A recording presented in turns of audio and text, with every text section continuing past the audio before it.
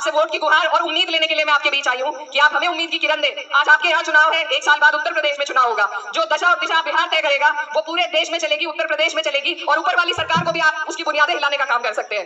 अस्सलाम वालेकुम, आदाब, नमस्कार। बेलवा हाट में यहाँ पर मौजूद इतनी बड़ी तादाद में अंधेरा होने के बावजूद मेरे सभी बड़े बुजुर्ग भाई, मेरी माएं बहनें और मंच पर उपस्थित हमारे बीच में राजद के प्रत्याशी कोचाधामा से मास्टर मुजाहिद साहब और किशनगंज से हमारे कमरुल हुदा साहब, साथ ही डॉक्टर जावेद साहब के बेटे जरीफ भाई, राजस्थान से हमारे बीच में आए रफीक साहब, कांग्रेस की जिला अध्यक्ष तबस्सुम जी,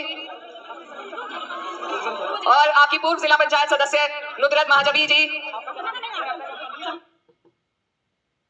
शगुफ्ता परवीन जी, और तमाम जितने भी जिम्मेदार लोग नजदीक और दूर से यहाँ हमारे बीच आए।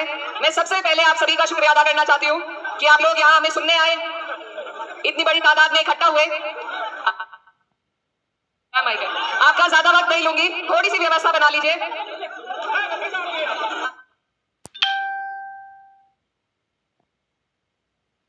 आप लोग थोड़ी सी व्यवस्था बना लीजिए, मैं अपनी बात खत्म कर दूं, आप लोग भी फिर घर जाइए। हम बहुत दूर से आज आपके बीच में आए हैं और सुबह से तपती दोपहर हो या अंधेरे का वक्त हो, आपके बीच में महागठबंधन के लिए प्रचार कर रहे हैं। और इतना प्यार हमें आप की आवाम से मिला है कि ऐसा महसूस नहीं हो रहा कि हम घर से बहुत दूर आ गए हैं। तो आपके प्यार का, आपकी मोहब्बत का मैं दिल से शुक्रिया अदा करना चाहती हूँ। और अब जिस मकसद के लिए हम आपके बीच आए हैं, ये बहुत, मैं आपको कहना चाहती हूँ कि आपका जो ये चुनाव है ये बहुत अहम है, न सिर्फ आपके लिए, न सिर्फ किशनगंज के लिए, कोचाधामा के लिए, बल्कि पूरा देश नजरें गड़ाए बैठा है। पूरा देश आपकी तरफ नजरें टिकाए बैठा है कि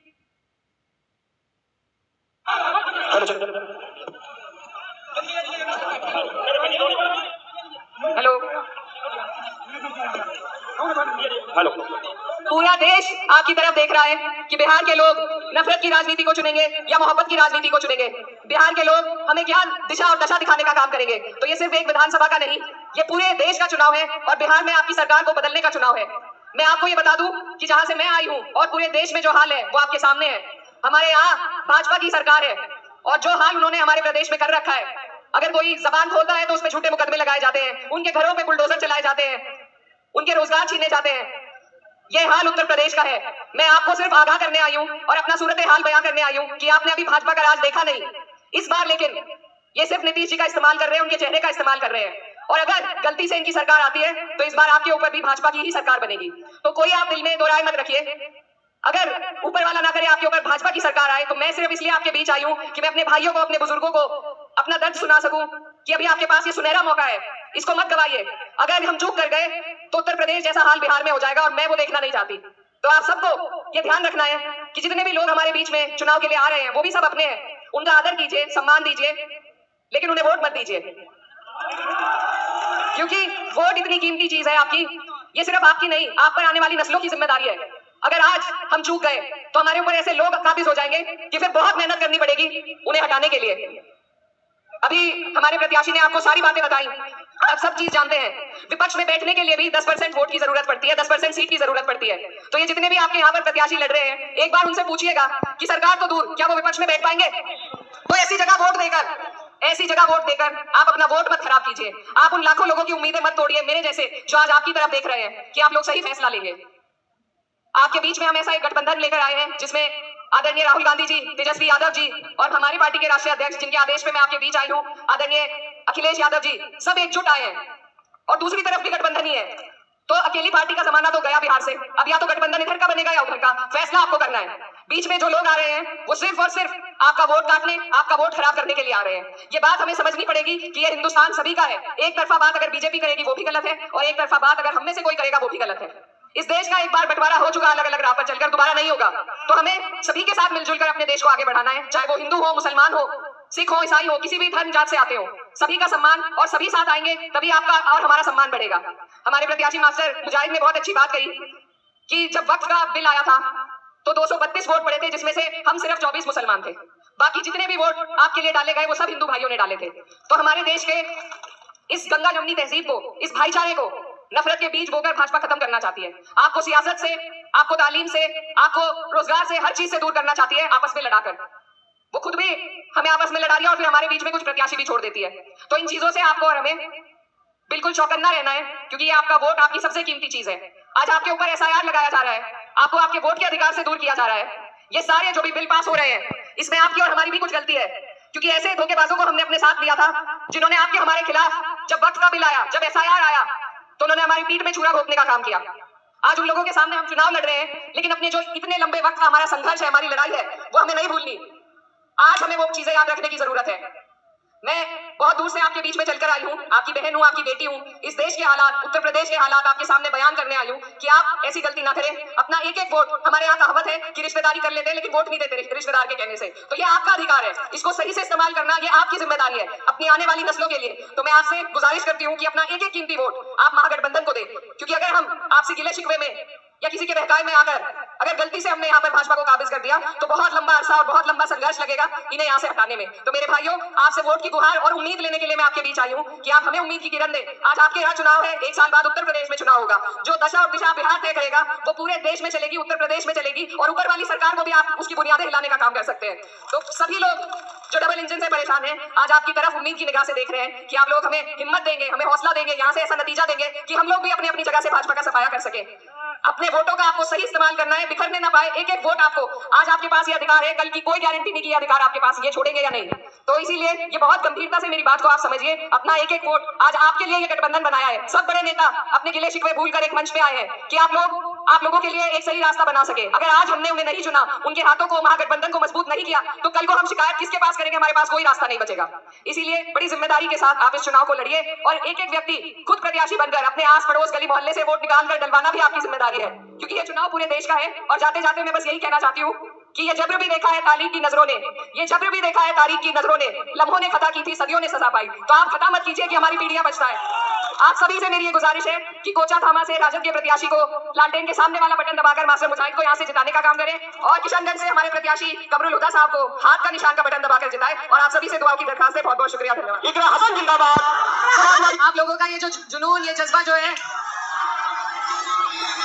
आपका ये जो जुनून है, जो जज्बा है, इस जज्बे को सही जगह पे आपको इस्तेमाल करना है, इसको तब्दील करना है वोटों में आपको। और आने वाली 11 तारीख है, कमरुल हुदा साहब आपके प्रत्याशी हैं, हाथ का निशान है, महागठबंधन है, और पूरा देश आपकी तरफ आस भरी निगाहों से देख रहा है कि बिहार के हमारे भाई, हमारी माएं बहनें हमें सही राह दिखाएंगे।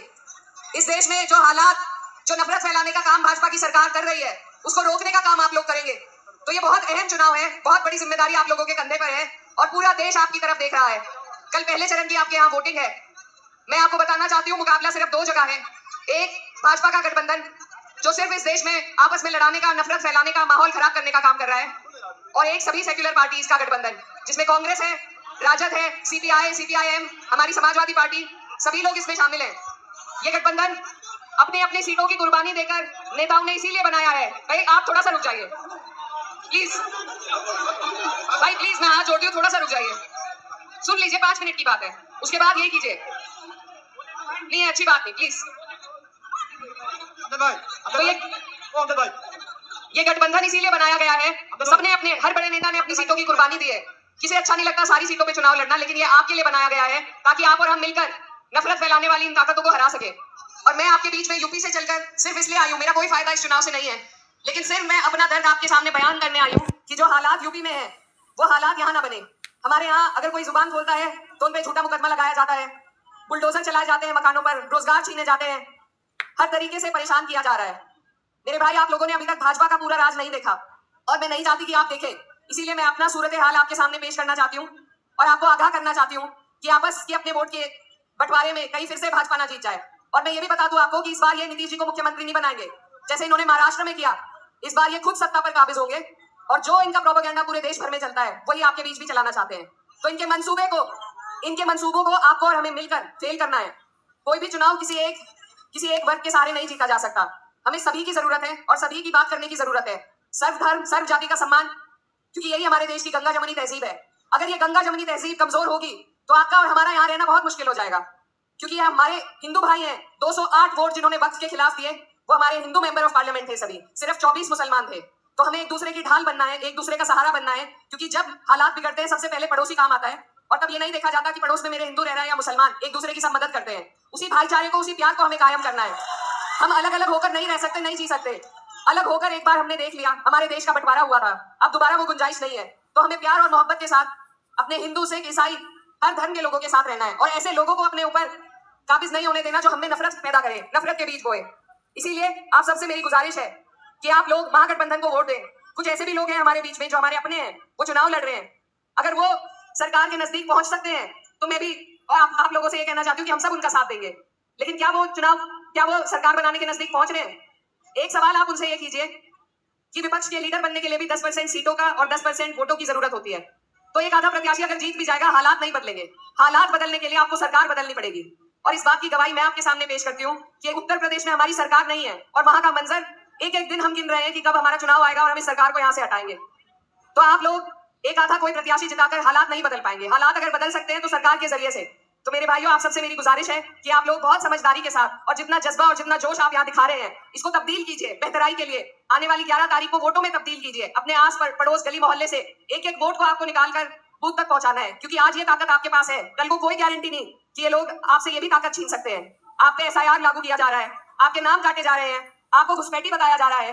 तो इन लोगों को जवाब देने का सिर्फ एक जरिया है हमारे पास। लाठी डंडे की लड़ाई नहीं लड़ सकते, सिर्फ वोट का आपका जरिया है जिसका सही इस्तेमाल करना है। तो आने वाली 11 तारीख है और यहाँ से आपका हाथ का निशान है। एक एक